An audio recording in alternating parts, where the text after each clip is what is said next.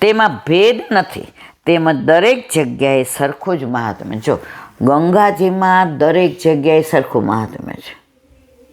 હરદ્વાર હોય કે ત્રિવેણી સંગમ હોય, યમુનાજીની વિશિષ્ટતા એ છે, એ વ્રજમાં જ પ્રભુના ચતુર્થ પ્રિયતમા છે. આગ્રામાં યમુનાજી જળરૂપા છે, દિલ્હીમાં જળરૂપા છે, મથુરામાં આધ્યાત્મિક છે, પણ પ્રભુના પ્રિયતમા ક્યાં છે? ગોકુળમાં. એટલે યમુનાજીનું દરેક જગ્યાએ મહત્વ, પ્રભુને મળ્યા પછીનું યમુનાજીનું પોતાનું મહત્વ. આ બાબત થોડા ઊંડા ઉતરવાની જરૂર છે. જ્યારે સાચો સિદ્ધાંત સમજાય ત્યારે પછી કોઈ શંકાને સ્થાન રહે નહીં. હરિના ગુણો તો સર્વત્ર પ્રસિદ્ધ છે, શાસ્ત્રોમાં યથાર્થ વર્ણવેલા છે, ગુરુના ગુણો પણ બતાવ્યા છે. તેમાં મહાપ્રભુજીએ ગુરુના લક્ષણો બતાવ્યા કે આવા ગુણો હોય તેને જ ગુરુ બનાવવા જોઈએ, નહીતર અજગર અને કેડી જેવી હાલત થાય. વ્રજમાં એક કહેવત છે, ગુરુ જાન કે કરીએ, ગુરુ છાન કે કરીએ. એક વૈષ્ણવ દેરાણીને લઈને આવ્યા એટલે મને શું કે હારામાં હારા ગુરુ હોય ને મારે કરવા છે. મેં તો ગુરુ સારા જ હોય તો જે ગુરુ હોય, નહીતર ઈલાબેન હોય. મેં કીધું સમજણ પડે છે. એટલે બિચારો લઈને જેઠાણીએ તો બ્રહ્મ સંબંધ લીધું ને બધું, અને એના ઘરે ઠાકોરજી પધાર્યા. અને આ સત્સંગ તો એની દેરાણીને દેખી હતી. એટલે મેં કીધું તમે હજી છે ને આ બધું કરો યમુનાશ્રમ, પછી તમે ગુરુની આજ્ઞા લઈને. ના ઈલાબેન, હું હજી જોઉં છું, મારે હારામાં હારો ગુરુ સારા જ હોય તો જ ગુરુ થયા હોય. આપણે ગેરેવનમાં જાય છે, આ પ્રસંગ બધા જાણે છે, એટલે આગળ કહેતી નથી. ગુરુમાં પોતાનો ઉદ્ધાર કરવાની શક્તિ ન હોય અને ધન અને નામની ખાતર શિષ્યો બનાવતા જાય, તેની હાલત મહાપ્રભુજીએ સમજાવી છે. પોતાને તો બગાડે, શિષ્યોને બગાડે, એવાય ગુરુ હોય ઘણા. ગુરુ ઓરચેલા, સ્વાર્થ કાઠેલા, સ્વર્ગ મેં રેલા, નરકમાં જાય. ઓલો બિચારો વ્રજમાં હતો તો ઉદ્ધાર ન થયો. વલ્લભને પૂછ્યું, એ કે વ્રજમાં, એ કે એણે કેવા કાર્યો કર્યા હશે કે વ્રજમાં, પછી વલ્લભના ચરણામૃતથી એનો ઉદ્ધાર થયો. તો ગમે ત્યાં ધ્યાન રાખવું પડે. તેમાં વૃંદાવનના એક મહંતની વિગત આપી છે. ભક્તોના ગુણો પણ ગીતા, ભાગવત અને કીર્તનોમાં વર્ણવેલા. તે ભગવદીના દર્શન દુર્લભ છે, જેનું ભાગ્ય હોય તેને ભેટે રહે, તથા તાદ્રસી જન તેને જાણીએ રે, જેમાં એવા ગુણ હોય રે. હજી આપણને તો પોતે જ પૂરા વૈષ્ણવ નથી, એટલે આપણને ઓળખતાય નથી આવડતું. કોઈક મીઠું મીઠું બોલે, નજીક આવે ને વાલ કરે ને વાત કરે ને આપણે ઓહો. પછી 2-3 મહિના જાય એટલે સમજણ પડે. ઈલાબેન ધ્યાન રાખજો, દુસંગ ન લાગી જાય. મને ઘણા એમ કે તમારું મંડળ લઈ. મેં મારા મંડળમાં હું તો રતનીઓ 3 જ છીએ. મંડળ મારું કોઈ નથી. હું, મારો ઘરવાળો, મારા ઠાકોરજી, અને બહુ તો રીમા આપણી ભેગી હોય, કારણ કે રીમાને ગમે છે આ બધું. બાકી મારું મંડળ કયું? આ કીર્તનમાં તાતસીના ગુણો બતાવ્યા છે. તેવા મળે ત્યારે જ કામ થાય, તેવાઓને ભગવદી કરી જાણવા, તેનો સંગ કરવાનું કહ્યું છે. બોલો વલ્લભાધી. મારે કબૂતર આવ્યું. શ્રી વલ્લભાધી શીખ. સુબુદ્ધિનીજીનું પાન વલ્લભ કરાવે તો થાય, આને સ્પર્શ કરવો આપણા બસની વાત નથી. નિર્દોષ પુરુષનો અપરાધ કરનારને સર્વ તરફથી મારાથી ભય થાય છે. કોણ કહે છે? પરીક્ષિત. નિર્દોષને કોઈ દિવસ હેરાન જ ન કરે.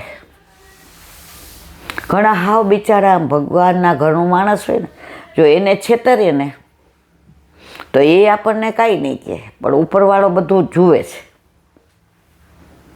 અચ્છા, આની હારે આવું કરો છો? તમારાથી હોશિયાર છેતરવાનું કોને હોય? અને છેતરવું પડે શું કામ? સૌને પોતાના નસીબ પ્રમાણે મળે છે. બે જોડિયા ભાઈ હોય, એક જ સમય હોય ને, એક જ ખાટલો હોય ને, એક જ હોસ્પિટલ હોય ને, એક જ મા બાપને ચોઘડિયું ને બધું, નક્ષત્ર ને તારીખ ને વાર ને તિથિ ને બધું, છતાં એક રિક્ષા ચલાવતો હોય અને એક મોટો ડૉક્ટર દુનિયામાં નામ હોય. દરેકને પોતાના કર્મો પ્રમાણ મળે છે અને એમાં તમે કશું ના કરી શકો. દેહ, ધન, આ લોક અને પરલોક બધી બાજુ ભય છે. તેના પુત્રોને સંબંધીઓને પણ ભય પામે છે. પ્રાપ્રોતિ શબ્દ અધ્યાહાર ન લઈએ તો નિર્દોષ પુરુષોનો અપરાધ કરનારને સર્વ તરફથી મારાથી ભય છે. પરીક્ષિત કહે છે કે તું ચિંતા કરમાં, નિર્દોષનું રક્ષણ કરવું મારી ફરજ છે, પણ હેરાન કરનારને હું છોડતો નથી. એમ ભવતી 2 વાર અધ્યાહાર લેવું પડે. હકીકતમાં તો આ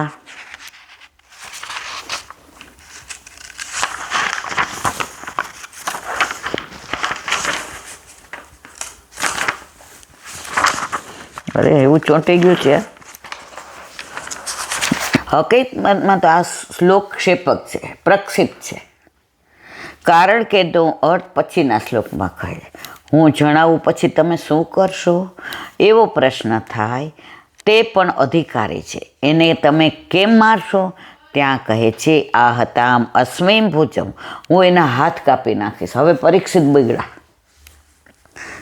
અમર્ત્યસ્ય, જેમને મરણનો ભય નથી એવા અમરદેવ, એનો ઇન્દ્ર હશે તો પણ હું એના હાથ કાપી નાખીશ જો એ આવી રીતે હેરાન કરશે તો. સાક્ષાત એટલે હું પોતે જાતે જઈને એના હાથ કાપીશ, કોઈ મંત્ર વગેરેથી પરોક્ષ રીતે નહીં. સાંગદમ અંગદ્યાભરણમ સહિતમ, બાજુબંધ વગેરે આભૂષણોથી શણગારેલી બધા દ્વારા પૂજાયેલી એની ભૂજા હું કાપી નાખીશ. વૃષભ કહે છે આ કામ તમને સોંપેલું નથી, તમને સોંપેલા કામને અનુસરી તમારે રક્ષણ કરવું જોઈએ. અમે તો બહારથી આવેલા છીએ, તમારા રાજ્યની પ્રજા નથી, માટે તમારે આ શૂદ્રને દંડ શા માટે આપવો જોઈએ? ત્યાં રાજાના ધર્મનું નિરૂપણ કરે છે. રાજો હિ પરમો ધર્મ સધર્માનું પાલનમ શાશ્વતો જ્ઞાન યથાશાસ્ત્ર મનાપત્યોત્પાતાય. અર્થ, પોતાના ધર્મનું પાલન કરવું એ રાજાનો પરમ ધર્મ છે. શાસ્ત્રોક વિધાન મુજબ પ્રજા પર શાસન કરવું અને સંકટ ન હોવા છતાં ખોટા માર્ગે જનારનું નિયંત્રણ કરવું એ રાજાનો મુખ્ય ધર્મ છે. સુબોધની રાજાના 2 ધર્મ, સહજ ધર્મ અને અધિકૃત ધર્મ. દુઃખીઓનું દૂર કરવું એ સહજ ધર્મ છે, એ તો કરવું જ પડે, તો જ રાજા કહેવાય ને, તે મુખ્ય છે. બીજો ગૌણ છે, તેમાં પોતાના રાજ્યની જ પ્રજા હોય એવો નિયમ નથી. કોઈ પણ દુઃખી આવે શરણે, પછી રાજનો ના હોય તોય એ નિર્દોષને કોઈ રંજાડતું હોય તો એને બચાવવો એ દરેક રાજાની ફરજ છે. આ કયો ધર્મ છે? અધિકૃત. અને સહજ કયો છે? કે મારા રાજ્યમાં રહેતા બધાના દુઃખ દૂર કરવા એ મારો સહજ ધર્મ. પણ અધિકૃતમાં તો ગમે તે હોય ને, એનો અન્યાય થતો હોય તો ન્યાય આપવો એ મારી ફરજ છે. એટલે કે બીજા રાજ્યની પ્રજા પણ પોતાના રાજ્યમાં આવીને દુઃખી હોય તો તેનું પણ રાજાએ દુઃખ દૂર કરવું જોઈએ.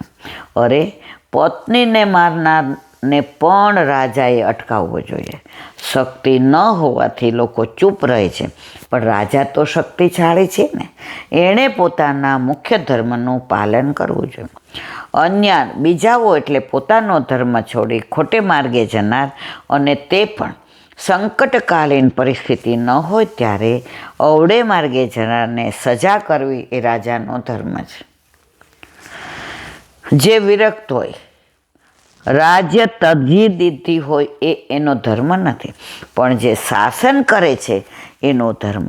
તેથી દુઃખને દૂર કરવું એ મારો ધર્મ છે, માટે તારા પગ કોણે કાપ્યા તે મને જણાવ. પરીક્ષિત કહે છે, કોને? વૃષભને. વિવરણ: રાજાના ધર્મો વિશે મનુસ્મૃતિના અધ્યાય 7માં વિસ્તૃત માહિતી આપવામાં આવી છે. જિજ્ઞાસુ વૈષ્ણવે તે વાંચવા ભલામણ. હવે બીજા પ્રકરણને અહીંયા વિરામ આપ્યો. કાલે આવશે ત્રીજું પ્રકરણ, ધર્મનો ઉપદેશ. બોલો વલ્લભા. શ્રીમદ ભાગવત. गुरुदेव ने दंडवत प्रणाम करूँ छू. चंद्र सरोवर पे सूरदास जी के द्वार पे मेरा दंडवत प्रणाम. सुरभि कुंड पे परमानंद दास जी के द्वार पे मेरा दंडवत प्रणाम. जमुनावता पे संकर्षण कुंड पे कुंभन दास जी के द्वार पे मेरा दंडवत प्रणाम. बिरछू कुंड पे कृष्णदास जी के द्वार पे मेरा दंडवत प्रणाम. कदम खंडी पे गोविंद स्वामी के द्वार पे मेरा दंडवत प्रणाम. अप्सरा कुंड पे चित्त स्वामी के द्वार पे मेरा दंडवत प्रणाम. मानसी गंगा पे नंददास जी के द्वार पे मेरा दंडवत प्रणाम. रुद्र कुंड पे चतुर्भुज दास जी के द्वार पे मेरा दंडवत प्रणाम. વ્રજ વિલાસ વ્રજની ગોપિકાઓને મારા દંડવત પ્રણામ.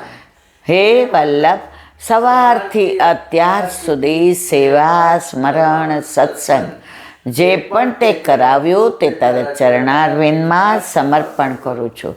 ભૂલ અપરાધ થઈ હોય તો ક્ષમા કરશો. બોલો વલ્લભાધીશ કી જય.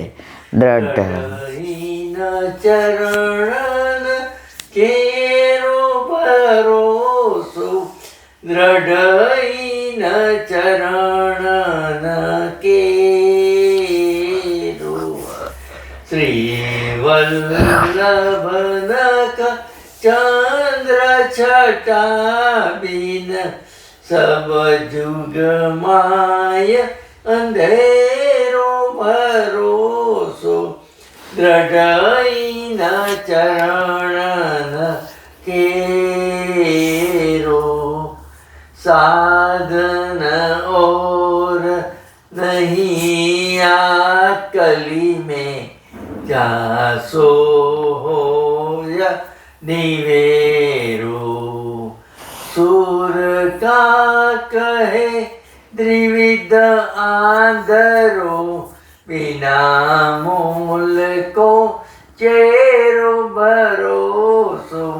દ્રઢ ચરણ, દ્રઢ ચરણ, દ્રઢ ચરણ કેરો. શ્રી વલ્લભાધીશ કી. આજનો આ સત્સંગ મારા વલ્લભના ચરણારવિંદમાં સમર્પણ કરું છું. ભૂલ અપરાધ થઈ હોય તો ક્ષમા કરશો. આ મારા વલ્લભની વાણી અને ભૂલો એ મારી. બોલો વલ્લભાધીશ કી. બધાય વૈષ્ણવને જાજા કરીને જય શ્રી કૃષ્ણ.